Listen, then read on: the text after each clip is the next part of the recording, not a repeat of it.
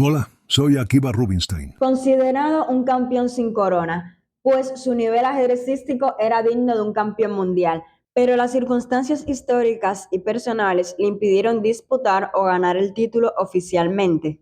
Lo recuerdo como si fuese ayer.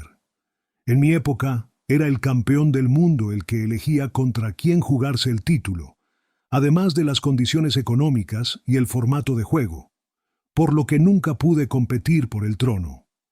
En 1914, tras meses de negociaciones, por fin llegué a un acuerdo con Lasker, pero estalló la Primera Guerra Mundial y no pude enfrentarle. En 1922, el campeón del mundo, José Raúl Capablanca, se ofreció a jugar un match, pero no logré reunir los fondos. En 1932 se retiró del ajedrez de competición porque su estado de salud mental se había deteriorado notablemente, ya que padecía de trastorno de ansiedad social y esquizofrenia. Tengo entendido que analizarás la partida que jugué contra Capablanca en 1911 en el torneo de San Sebastián. Cabe destacar que esta fue la única partida que perdió el genio cubano en ese torneo. Él quedó en primero y yo en segundo. Bueno, no se diga más, que comience el análisis. Que comience el análisis.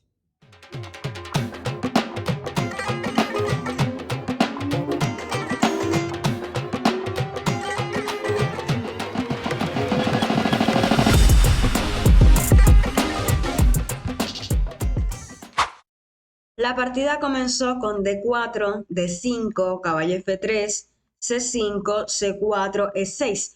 Por transposición hemos llegado a la defensa Tarrasch del gambito de dama. C por D5, E por D5, caballo C3, caballo C6, G3. Según la base de datos, esta variante la jugó por primera vez Frank James Marshall, aunque Capablanca en su momento dijo que el desarrollo de las blancas fue introducido por primera vez por Schlechter y elaborado más tarde por Rubinstein, la cual busca dejar al peón D de las negras aislado para luego coordinar sus piezas para atacarlo. Es por ello que se le conoce como ataque Rubinstein. Alfil E6, alfil G2, alfil E7, enroque corto. Caballo F6 es lo normal en esta posición para darle seguridad al rey mediante el enroque, uno de los principios claves en la apertura. Capablanca jugó torre C8, D por C5, alfil por C5. Ahora las negras poseen un peón de dama aislado. Este peón es una debilidad, pero en ocasiones puede proporcionar actividad y un juego dinámico. En la descripción dejaré un enlace a un video explicativo sobre sus pros y contras, por si aún no lo han visto, puedan revisarlo. Caballo G5, caballo F6, caballo por E6, F por E6. Aunque los motores dan esta posición como equilibrada, hay algunos factores de importante consideración para el jugador humano en relación con los principios generales del juego. Por un lado, las blancas poseen la pareja de alfiles en una posición relativamente abierta, además de que las negras poseen 3 grupos de peones contra 2 por parte del blanco. Y otro hecho no menos importante es que ya comienzan a aparecer debilidades tácticas en las filas del segundo jugador, algo que Rubinstein percibe e intenta aprovechar con su próxima jugada, alfil H3, atacando E6, dama E7, alfil G5, aumentando la presión sobre una de las debilidades tácticas en el campo de las negras, entiéndase el peón de D5. Torre de 8 era lo que debía jugar Capablanca para apartar a la torre de la diagonal del alfil y evitar las combinaciones que podrían darse con caballo por D5, ya que refuerza además la protección de ese peón. Se enrocó, pues comentó que había visto la combinación pero pensaba que no daría frutos. Alfil por F6, mucho mejor era invertir el orden de jugadas, caballo por D5 primero, E por D5 y alfil por F6. Si G por F6, dama por D5 jaque, rey G7, alfil por C8, torre por C8. Como ocurrió en la partida, alfil por F6 primero, dama por F6, caballo por D5, las negras tenían la jugada alfil por F2 jaque, Capa blanca no la realizó porque había calculado que si rey G2, dama F7, caballo F4 y las blancas claramente tienen ventaja, pero pasó por alto que la dama podía situarse en otra casilla. E5. Quita a la dama de la columna, defiende el alfil con la torre, amenaza al caballo. Luego de los cambios quedaría una posición equilibrada. Bueno, ¿qué jugó Capa blanca? Luego de caballo por D5, continuó con dama H6, rey G2, torre C D8, dama C1, quitándola de la columna, atacando al alfil, atacando a la dama. Por lo tanto, no debe capturar de torre debido a dama por H6, peón por alfil por E6 jaque, capturando la torre. Es por ello que captura de peón y entonces dama por C5, dama D2 atacando E2 y B2, dama B5 defendiendo, caballo D4, dama D3, dama por D3, E por D3, torre F, E8. Las blancas poseen un peón de ventaja y la lucha de alfil contra caballo en una posición abierta, por lo que están mejor a pesar de la posición actual de sus torres. Alfil G4, impidiendo la entrada de la torre en segunda fila. Torre D6, torre F, E1, torre por E1, torre por E1, torre B6, torre E5. Aunque era posible jugar B3 manteniendo una considerable ventaja, Rubinstein prioriza una continuación más eficaz debido a que le permite una disposición más activa de sus piezas, conservando de este modo la iniciativa. Torre por B2, torre por D5, un intercambio digamos que justo. Caballo C6, alfil E6 jaque, rey F8, torre F5 jaque, rey E8, alfil F7 jaque, rey D7, alfil C4, A6, torre F7 jaque, rey D6, torre por G7. Una torre en séptima es un peligro. B5, alfil G8, A5, torre por H7.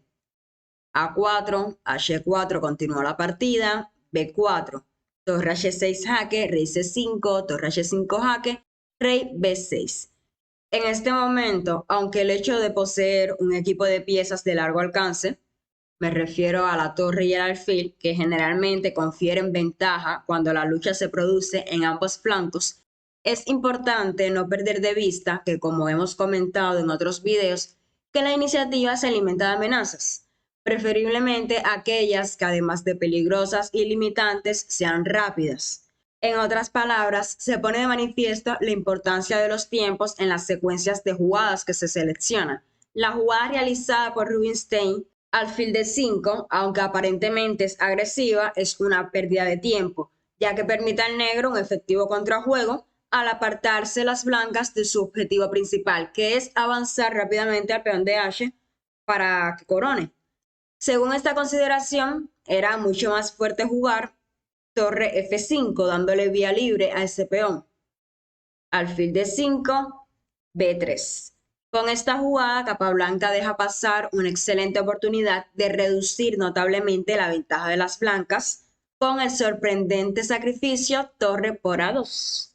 Y ahora serían las negras quienes se apoderan de la iniciativa, toda vez que la torre no podría ser capturada, pues luego de B3 serían las blancas quienes estarían en problemas. En ajedrez, mientras más ganadito, más cuidadito.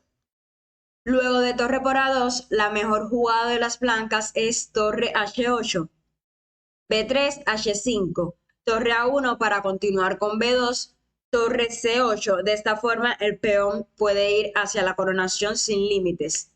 En caso tal de caballo D4, H6. Si B2, torre por C6, jaque, rey A5, alfil C4. B1 igual a dama, torre A6 jaque, rey B4, captura a la dama y los peones blancos consiguen la victoria. Y si torre G1 jaque, para coronar con jaque, rey H2, dama B7, torre F6, dama E7, torre A6 jaque, rey B4, H6. Son muchas piezas para esa dama. En la partida se jugó B3, A por B3, A3, alfil por C6, torre por B3, alfil D5, A2, torre H6 jaque. Y las negras se rindieron, ya que si rey A7, torre H8, corona, jaque, captura la dama. Si rey C5, alfil C4, A1 igual a dama, torre H5 jaque, rey B4, torre B5 jaque, rey C3, torre por B3 y la dama no podrá contra tantas piezas.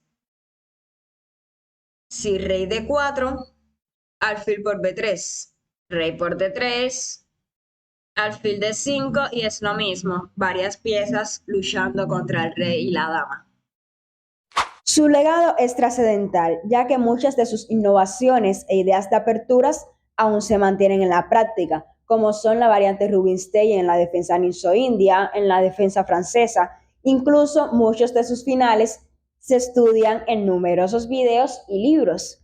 ¿Qué otros aportes conoces? Házmelo saber en los comentarios y activa la campanita para que no te pierdas ni un video, pues seguiremos homenajeando a estos campeones sin corona. El próximo Paul Keres.